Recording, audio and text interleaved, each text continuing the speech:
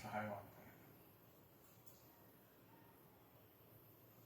ಸಣ್ಣ ಶ್ಲೋಕ ಇದೆ, ಧ್ಯಾನ ಮೂಲಂ ಗುರೋರ್ಮೂರ್ತಿ ಪೂಜಾ ಮೂಲಂ ಗುರುಪದ ಮಂತ್ರ ಮೂಲಂ ಗುರುವಾಕ್ಯಂ ಮೋಕ್ಷ ಮೂಲಂ ಗುರುಪದ.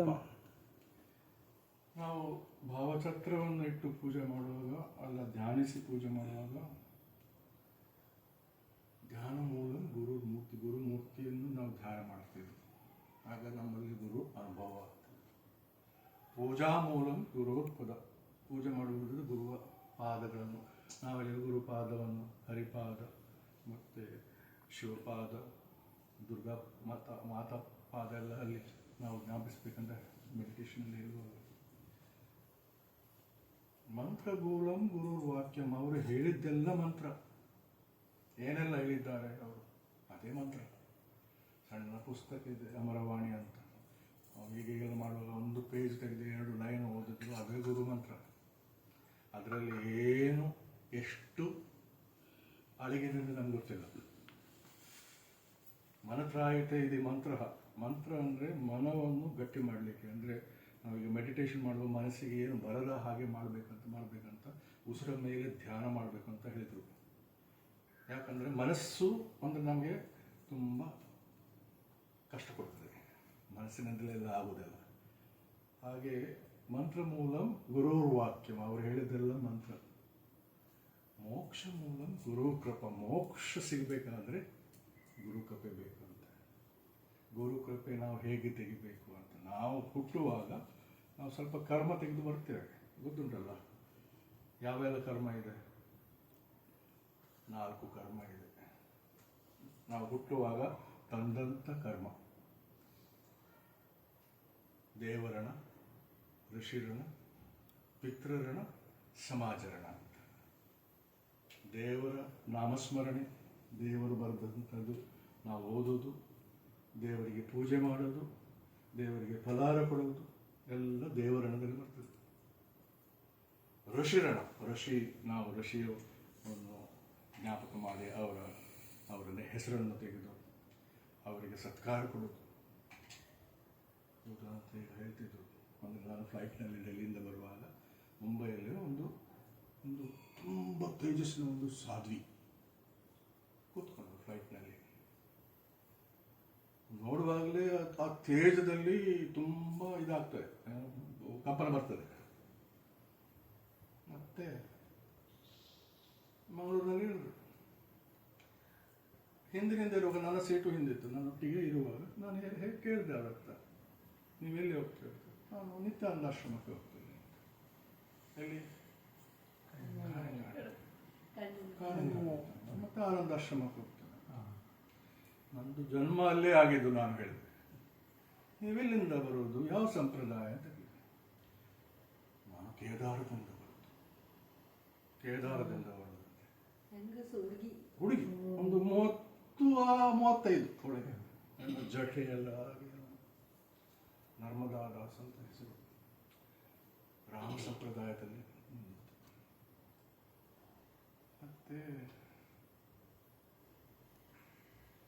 ಫಸ್ಟ್ ಟೈಮು ಕೇರಳದ ಯಾತ್ರೆ ಮಾಡಲಿಕ್ಕೆ ಹೋಗ್ತಾ ಇದ್ದಾರೆ, ನಿತ್ಯಾನಂದಾಶ್ರಮ, ಆನಂದಾಶ್ರಮ ಎಲ್ಲ. ನಂತರ ಅಲ್ಲಿ ಹೋಗೋದು. ನಾನು ಅವರಿಗೆ ಸೇವೆ ಮಾಡಿದೆ. ಅಂದರೆ ಕಾರ್ ಬುಕ್ ಮಾಡಿ ನಾನು ಅವ್ರಿಗೆ ಕೊಟ್ಟೆ. ಅವರು ಹೀಗೆ ನೋಡ್ತಾ ಇದ್ದರು. ನಿಮ್ಮ ಭಾವನೆ ಯಾವ ಭಾವನೆ? ಸೇವಾ ಭಾವ. ಯಾರ ಸೇವಾ ಭಾವ? ಋಷಿ ಸೇವಾ ಭಾವ. ಋಷಿ ಸೇವಾ ಭಾವ. ಆ ಸೇವಾ ಭಾವ ಒಂದು ಇದ್ದರೆ ದೇವರಿಗೆ ನಮಗೆ ಕಾಣಲಿಕ್ಕೆ ಆಗಲಿಕ್ಕಿಲ್ಲ. ದೇವರ ರೂಪದಲ್ಲಿ ಸ್ವಲ್ಪ ಸಮಯದಲ್ಲಿ ನಮಗೆ ಋಷಿವರ್ಯ ಸಾಧಾರಣ ರೂಪದಲ್ಲಿ ಶರ್ಟ್ ಪ್ಯಾಂಟ್ ಹಾಕಿ ಬಂದವರು ಇದ್ದಾರೆ, ಋಷಿ ರೂಪದಲ್ಲಿ ಇಲ್ವಾ? ಇರುವಾಗ ಯಾರು ಗೊತ್ತಾಗಲಿಲ್ಲ ನಮಗೆ ಋಷಿವರು ಎಷ್ಟು ಶಕ್ತಿ ಇದೆ, ಏನು ಗೊತ್ತಾಗುದಿಲ್ಲ. ಆದರೆ ಅವರು ಬರೆದಂಥದ್ದು ಒಂದು ಓದಿದರೆ, ಅವರೊಟ್ಟಿಗೆ ಕನೆಕ್ಟ್ ಆದರೆ, ಯಾಕೆಲ್ಲ ಹೀಗೆ ಮಾಡಿತ್ತು, ಯಾಕೆಲ್ಲ ಅವರು ಹೀಗೆ ಮಾಡಿದ್ರು, ಯಾವ ಶಕ್ತಿಯಿಂದ ಅವರು ಬಂದದ್ದು. ಇವತ್ತು ಧ್ಯಾನ ಮಾಡುವಾಗ 2 ಋಷಿಗಳನ್ನು ಕರೆದಿದ್ದೀರಿ ನೀವು, ಇಲ್ವಾ? 2 ಋಷಿಗಳನ್ನು ಕರೆದಿದ್ದೀರಿ ಇವತ್ತು. ಯಾವ ಋಷಿ? ಅಲ್ಲ, ಮೇನ್ ಆಗಿ ಇವರು ಇರಬೇಕಂತ ಹೇಳಿದ್ರು. ವಿಶ್ವಾಮಿತ್ರ. ವಿಶ್ವಾಮಿತ್ರ ಅಂದ್ರೆ 2 ವಾಕ್ಯ ಇದಲ್ಲ, ವಿಶ್ವ ಮಿತ್ರ. ಎಲ್ಲ ವಿಶ್ವದ ಎಲ್ಲ ಜನರು ಮಿತ್ರರಾಗಬೇಕು. ವಿವೇಕಾನಂದರು ಹೇಳಿದರು, every soul is potentially divine ಅಂತ. ಎಲ್ಲರ ಆತ್ಮದಲ್ಲಿ ಡಿವಿನಿಟಿ ಇದೆ. ಹಾಗೆ ನಾವೆಲ್ಲ ಇಲ್ಲಿ ಒಂದು ಆತ್ಮವಾಗಿ ಕೂತ್ಕೊಳ್ಳುವಾಗ ನಮ್ಮ ಒಂದು ಚಿಂತೆ, ಮೆಡಿಟೇಷನಲ್ಲಿ ಚಿಂತೆ ಏನು ಬರೋದಿಲ್ಲ, ಆದರೂ ನಮ್ಮ ಹಿಂದೆ ಏನೋ ಒಂದು ಪರ್ಪಸ್ ಇದೆ. ಆ ಪರ್ಪಸ್ ನಮ್ಗೆ ಗೊತ್ತಿಲ್ಲ. ಆ ಋಷಿ ಮುನಿಗಳು ಏನೋ ಒಂದು ಸಂಕಲ್ಪ ಮಾಡಿ ನಮ್ಮನ್ನು ಧ್ಯಾನಿಸಿ ಹೀಗೆ ದೀಪ ಹತ್ತಿ ಈ ಭಜನೆಯನ್ನು ಹಾಡಿ ಋಷಿಕಾಲಕ್ಕೆ ಜ್ಯೋತಿ ಜಲ್ತೆ ರಹೆ. ಯಾವ ಜ್ಯೋತಿ? ಯಾವ ಜ್ಯೋತಿ? ಋಷಿ ಕಾರ್ಯಕಿ. ಅವರ ಏನೋ ಸಂಕಲ್ಪ ಇದೆ, ನಮ್ಗೆ ಗೊತ್ತಿಲ್ಲ ಆ ಸಂಕಲ್ಪ. ಆ ಸಂಕಲ್ಪಕ್ಕೆ ನಾವು ಸ್ವಲ್ಪ ಒಂದು ಅಳಿಲು ಸೇವೆ ಮಾಡೋದು. ಆ ಅಳಿಲು ಸೇವೆ ಮಾಡುವಾಗ ಆ ಸಂಕಲ್ಪಕ್ಕೆ ತುಂಬ ದೊಡ್ಡ ಒಂದು ಕಾರ್ಯವಾಗಿ ಅದಾಗ್ತಾ ನಮ್ಗೆ ಗೊತ್ತಾಗೋದಿಲ್ಲ. ನಮ್ಮದು ಅಷ್ಟೇ ಕೆಲಸ, ಅಳಿಲು ಸೇವೆ. ಯಾವುದು ಅಳಿಲು ಏನು ಮಾಡಿದ್ದು ಸೇವೆ ಗೊತ್ತುಂಟಲ್ಲ, ಸಣ್ಣ ಸಣ್ಣ. ಹಾಂ, ಹಾಗೆ ಹಾಗೆ ಋಷಿಯವರ ನಾವು ಅದು ಒಂದು ಸೇವೆ ಮಾಡುವ ಭಾಗ್ಯ ನಮಗೆ ಸಿಗ್ತದೆ. ಋಷಿ ಸೇವೆ ಮಾಡಲಿಕ್ಕೆ ಭಾಗ್ಯ ಸಿಗದಿದ್ದರೂ ಋಷಿ ಶಿಷ್ಯರಿದ್ದಾರೆ, ಅವರ ಸೇವೆ ಮಾಡಿದ ಇವರು ಮಾಡುವಂಥ ಸೇವೆ, ಎಲ್ಲರೂ ಮಾಡುವಂಥ ಸೇವೆ, ಅದು ಒಂದು ಸೇವೆಯಾಗಿ ಆಗ್ತದೆ. ದೇವರಣ, ಪಿತೃಋಣ, ಋಷಿಋಣ, ನಂತರ ಬರು ಸಮಾಜರಣ. ಅಂದರೆ ನಮ್ಮ ಪಿತೃಋಣದಲ್ಲಿ ನಮ್ಮ ರಿಲೇಷನ್ಸ್ ಎಲ್ಲ ಒಳ್ಳೆಯದಾಗಬೇಕು. ಮಕ್ಕಳು, ಹೆಂಡತಿ ಮತ್ತು ರಿಲೇಷನ್ಸ್ ಎಲ್ಲ ಒಂದು ಪಿತೃಋಣ, ತಂದೆ ತಾಯಿಯವರ ಋಣ ಇದೆ ನಮಗೆ. ಆ ಋಣವನ್ನು ನಮ್ಗೆ ಬಿಡಬಾರದು, ಅದು ಮಾಡಲೇಬೇಕು. ಪಂಢರಪುರಕ್ಕೆ ಯಾರಾದರೂ ಹೋಗಿದ್ದೀರಾ? ಪಂಢರಪುರ ವಿಠೋಬ ಗೊತ್ತುಂಟ? ವಿಠೋಬ, ಪಂಢರಪುರ ವಿಠೋಬ ಹೇಗೆ ನಿಂತಿದ್ದಾನೆ? ಹೀಗೆ ನಿಂತಿದ್ದಾನೆ. ಯಾಕೆ ನಿಂತಿದ್ದಾನೆ ಗೊತ್ತುಂಟಲ್ಲ? ತಂದೆ ತಾಯಿ ಸೇವೆ ಮಾಡಿ. ಅಲ್ಲ, ಪುಂಡಲೀಕ ಅಂತ ಒಬ್ರು ಇದ್ರು. ಅವರು ತುಂಬ ಹಾಳು ಮನುಷ್ಯ. ತಂದೆ ತಾಯಿಯವರಿಗೆ ತುಂಬ ತೊಂದರೆ ಕೊಡ್ತಿದ್ರು.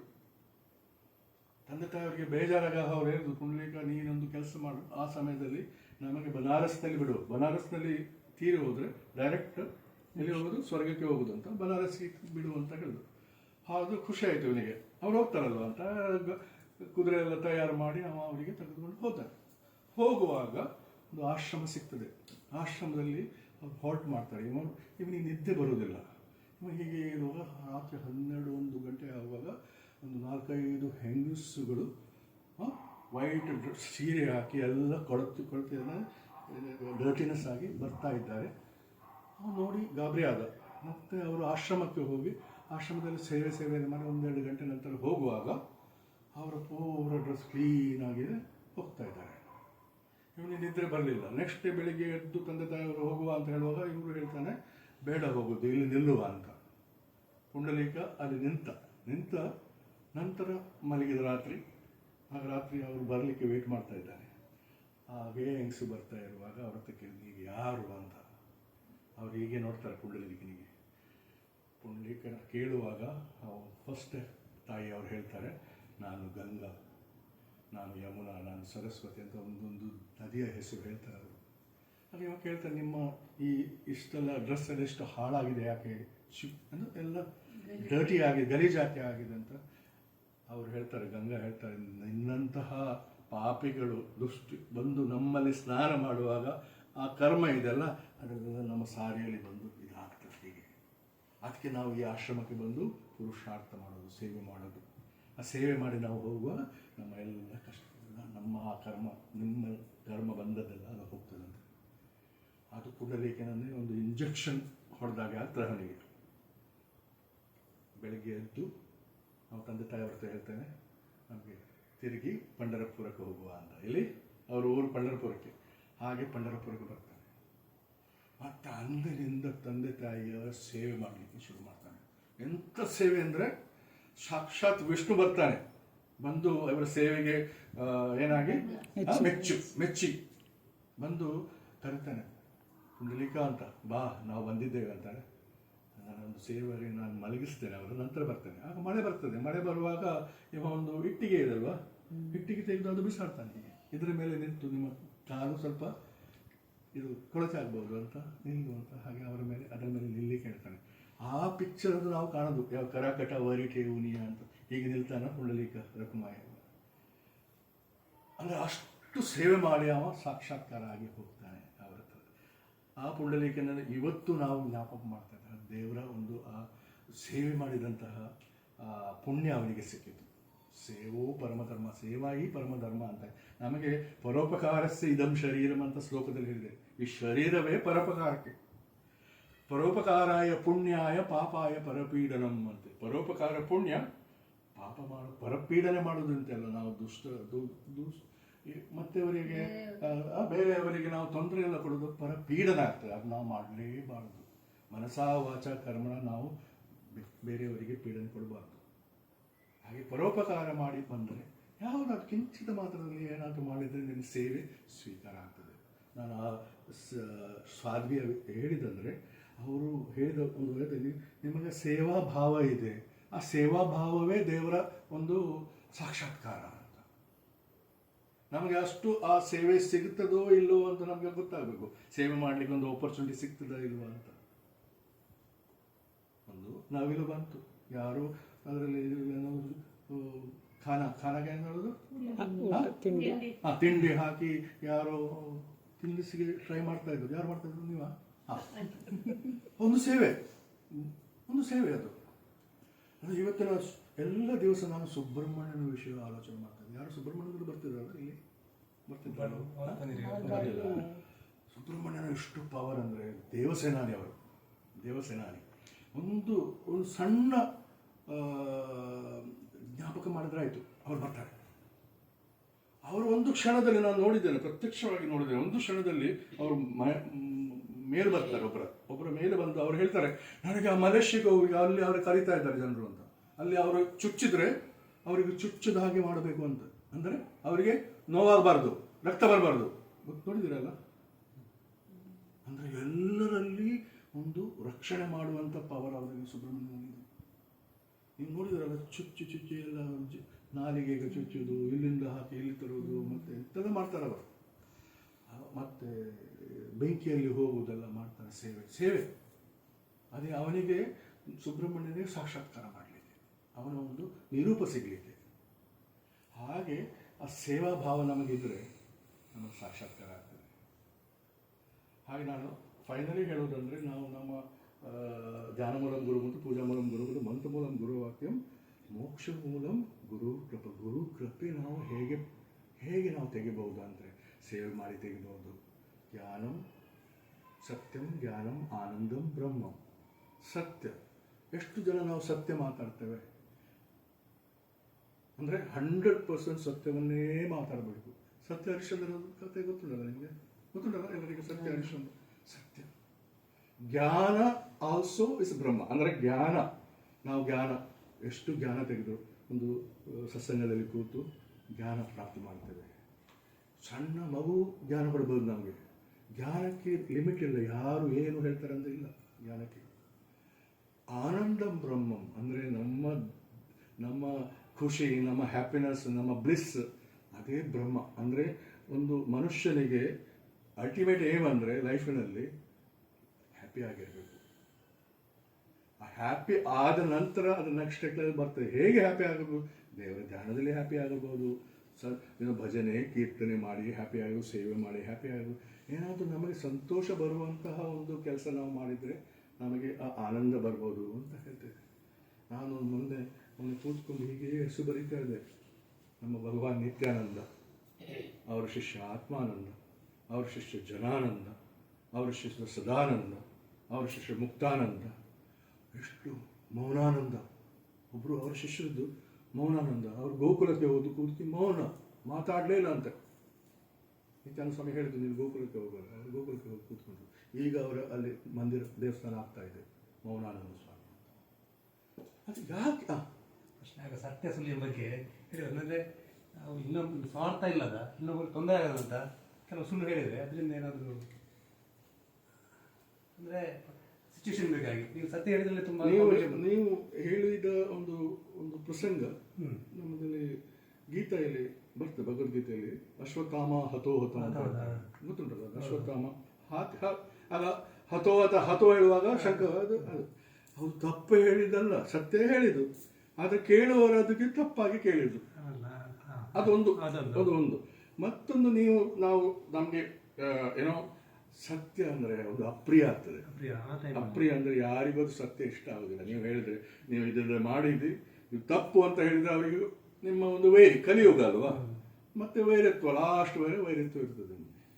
ಅದು ಸತ್ಯವನ್ನು ಪರಿಪಾಲನೆ ಹೇಗೆ ಮಾಡ್ಬೋದು ಅಂತ, ಸತ್ಯವನ್ನು ನಾವು ಹೇಗೆ ಮಾಡಬೇಕಂತ ನಮ್ಮ ಹತ್ರ ಏನಾದರೂ ಒಂದು ಪ್ಲಸ್ ಪಾಯಿಂಟ್ ಇರಬೇಕಲ್ಲ. ನಾನು ಸತ್ಯ ಹೇಳುತ್ತೇನೆ, ಸುಳ್ಳು ಹೇಳುವುದೇ ಇಲ್ಲ, ಅದೊಂದು ಹಠಯೋಗದಲ್ಲಿ ಬರ್ತದೆ. ಒಂದು ಹಠಯೋಗ ಗೊತ್ತುಂಟಲ್ಲ ನಿಮಗೆ. ಹಠ ಅಂದರೆ ಹಠ ಮಾಡೋದಂತೆ, ಮಕ್ಕಳೆಲ್ಲ ಹಠ ಮಾಡ್ತಾರಲ್ಲ. ಹಠಯೋಗದಲ್ಲಿ ಅಂದರೆ ಒಂದು ಶಕ್ತಿಯನ್ನು ಹಿಡಿದು ಆ ಶಕ್ತಿಯನ್ನೇ ನೀವು ಪಾಚಕ ಮಾಡಿದರೆ, ಡೈಜೆಸ್ಟ್ ಮಾಡಿದರೆ ಅದರಲ್ಲಿ ದೇವರು ಕಾಣ್ಬೋದು ನಿಮಗೆ. ಹಾಗೆ ಸತ್ಯದಲ್ಲಿ ಸತ್ಯವನ್ನು ಹುಡುಕಿ ಜ್ಞಾನ ಅಂದರೆ ಗೊತ್ತುಂಟಲ್ಲ. ಜ್ಞಾನ ಅಂದರೆ ಯಾವ ಬ್ರಹ್ಮರ್ಷಿ ಆಗಲಿಕ್ಕೆ ಹಾಗೂ ಋಷಿಗಳು ಧ್ಯಾನ ಮಾಡ್ತಿದ್ರು, ಧ್ಯಾನ ಮಾಡಿ ಜ್ಞಾನ ಪ್ರಾಪ್ತಿ ಮಾಡ್ತಿದ್ರು. ಧ್ಯಾನ ಅಂದರೆ ಏನು? ನಾವು ಈಗ ಮೆಡಿಟೇಷನ್ ಮಾಡುವಾಗ ಫಸ್ಟ್ ಇವತ್ತು ಹೇಳಿದ್ದು ಇಲ್ಲಿ ಹುಬ್ಬಿನ ಕಡೆಗೆ ಧ್ಯಾನ ಮಾಡಿ ಅಂತ. ಯಾಕೆ ಹುಬ್ಬನ್ನು ಏನು ಹೇಳ್ತೇವೆ ಗೊತ್ತುಂಟ? ಜ್ಞಾನಚಕ್ಷು ಅಂದರೆ ಇಲ್ಲಿ ಶಿವನನ್ನು ಜ್ಞಾಪಕ ಮಾಡಿ ನಾವು ಕನೆಕ್ಟ್ ಮಾಡಲಿಕ್ಕೆ. ಅಂದರೆ ಇಲ್ಲಿ ಶಿವ ಇದ್ದಾನೆ. ಶಿವ ಯಾವ ಶಕ್ತಿಯಲ್ಲಿದ್ದಾನೆ? ಶಿವನ ನೇತ್ರ ತ್ರಿನೇತ್ರ ಗೊತ್ತುಂಟಲ್ಲ, ತ್ರಿನೇತ್ರ ಇದೆ. ಅದು ಜ್ಞಾನದ ನೇತ್ರ ಅಂತ ನಾವು ಹೇಳೋದು. ಆದರೆ ನಮ್ಮಲ್ಲಿರುವಂಥ 2 ನಾಡಿಗಳು ಬಂದು ಜಾಯಿನ್ ಆಗೋದು ಇಲ್ಲಿ. ನಮ್ಮ ದೇಹದಲ್ಲಿರುವ ಯಾವ ನಾಡಿ? ಇದ ನಾಡಿ ಬಂದರೆ ಪಿಂಗಳದ ನಾಡಿ. ಅದೆಲ್ಲ ಜಾಯಿನ್ ಆಗಿ ಇಲ್ಲಿ ಬರುವಾಗ ಇಲ್ಲಿ ಯಾವ ನಾಡಿ ಇರ್ತದೆ? ಸುಷುಮ್ನ ನಾಡಿ. ಅದೊಂದು ಸೈನ್ಸು. ಇದ ನಾಡಿ ಪಿಂಗಳ ನಾಡಿ ಇಲ್ಲಿ ಬಂದು ಜಾಯಿನ್ ಆಗುವ ಸುಷುಮ್ನ ಹೇಳುವಾಗ ಸರಸ್ವತಿ ಏವಿಕನಾಗ್ತಾಳೆ. ಇದ ನಾಡಿ ಆತ್ಮಕಾರಿ, ಪಿಂಗಲ ನಾಡಿ ನಮ್ಮ ಏನು ಪಂಚೇಂದ್ರಿಯಗಳ ಅಧಿಪತಿ ಅಂದರೆ ನಾಡಿ. ಅದು ನಮ್ಮ 5 ಸೆನ್ಸಸ್ಸಿಗೆ ನಾವು ಕಂಟ್ರೋಲ್ ಮಾಡಿ ಇಲ್ಲಿವರೆಗೆ ಮುಟ್ಟಿದ್ರೆ, ಹಾಗೂ ನಮ್ಮ ಜೀವನದ ಬಗ್ಗೆ ಎಲ್ಲ ಹಾರ್ಟ್ ಬೀಟ್ ಎಲ್ಲ ಹೇಗೆ, ನಮ್ಮ ಲೈಫ್ ಹೇಗೆ ಎಲ್ಲ ಆಲೋಚನೆ ಮಾಡಿ ಇಲ್ಲಿ ಬಂದರೆ ಆ ಸುಷುಮ್ನ ಜಾಗೃತಿ ಆಗುತ್ತೆ. ಸುಷುಮ್ನ ಜಾಗೃತಿ ಆಗೋದಂದರೆ ಸರಸ್ವತಿ ಅವೇಕನಿಂಗ್. ನಮಗೆ ಇಲ್ಲಿ ಅದು ಕಷ್ಟ ಆಗೋದಿದ್ರೆ ದೇವರು ಒಂದು ಒಳ್ಳೆ ಸ್ಥಳ ಕೊಟ್ಟಿದ್ದಾರೆ. ಯಾವ ಸ್ಥಳ? ಪ್ರಯಾಗರಾಜ್ ಅಂತ ಕೇಳಿದ್ದೀರಾ? ತೀರ್ಥರಾಜ್ ಪ್ರಯಾಗದಲ್ಲಿ ಯಾರು ಬರ್ತಾರೆ? ಗಂಗಾ ಮತ್ತೆ ಯಮುನಾ. ಬರುವುದು ಯಾರು? ಸರಸ್ವತಿ ಅದೃಶ್ಯ ರೂಪದಲ್ಲಿ ಬರ್ತಾಳಂತೆ, ಕಾಣುವುದಿಲ್ಲ. ಆಗ ತ್ರಿವೇಣಿ ಸಂಗಮದಲ್ಲಿ ಎಲ್ಲಿ? ತೀರ್ಥರಾಜ ಪ್ರಯಾಗ ಅಂದರೆ ಏನು? ಪ್ರಾಣ ಯಾಗ ಮಾಡುವಂತಹ ಜಾಗ. ನಮ್ಮಲ್ಲಿ ಪ್ರಾಣ ಇದೆ, ಆ ಪ್ರಾಣವನ್ನು ಆಹುತಿ ಕೊಡಲಿಕ್ಕೆ ನಾವು ಹೋಗುದು ಎಲ್ಲಿ? ಪ್ರಯಾಗದಲ್ಲಿ. ಆ ತ್ರಿವೇಣಿ ಸಂಗಮದಲ್ಲಿ ನಾವು ಡುಕ್ಕಿ ಅಂದರೆ ಸ್ನಾನ ಮಾಡಿದರೆ ನಮ್ಮ ಆಟೋಮೆಟಿಕ್ ಆಗಿ ನಮ್ಮ ಸರಸ್ವತಿ ವಿವೇಕಾನಂದ.